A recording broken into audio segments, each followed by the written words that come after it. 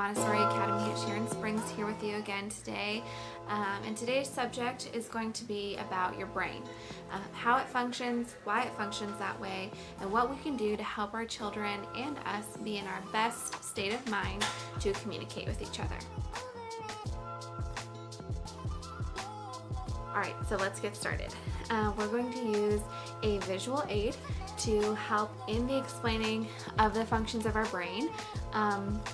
So we're going to use the hand. So first off, we're going to start with this part and your wrist here. Let's imagine that this is kind of the bottom part of your brain here, okay?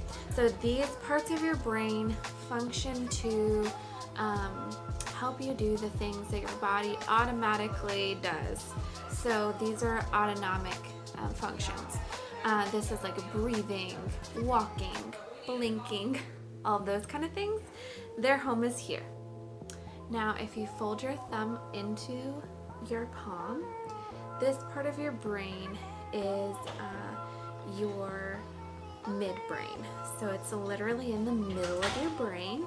And this is where you store your fight or flight reactions, your judgments of yourself and others, maybe past experiences that might have been kind of negative for you.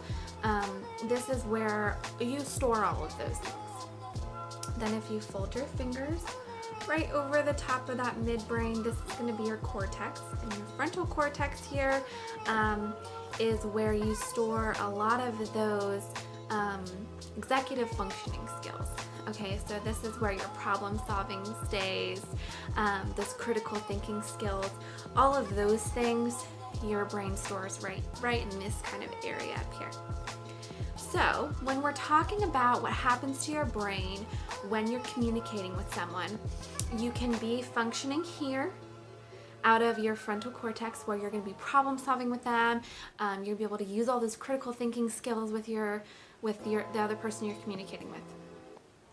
But when we start to get emotional or frustrated or dysregulated or elevated, what is going to happen to your brain, figuratively, is your lid will flip.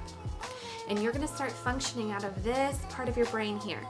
Lots of people call this the reptilian part of your brain, right? Or where you might have like animal instincts, where you're going to have your fight or flight reaction to a situation. What we need to remember is reptiles eat their young, and we are not trying to do that. We want to function out of this function here, right? So when our lid is flipped or our child's lid is flipped, we're probably not going to communicate our best. So now that we understand a little bit more about what our brain does and how it functions, in our next few videos, we're going to talk about some of the ways to help our lids come back down and communicate in a really positive way from the outset so that lid doesn't flip. And if our child's lid or our lid is already flipped, what can we do? How can we get through the situation in a positive and productive way? All right, thank you so much for joining me. We miss you and we love you. Please comment and subscribe, and we'll see you soon. Bye.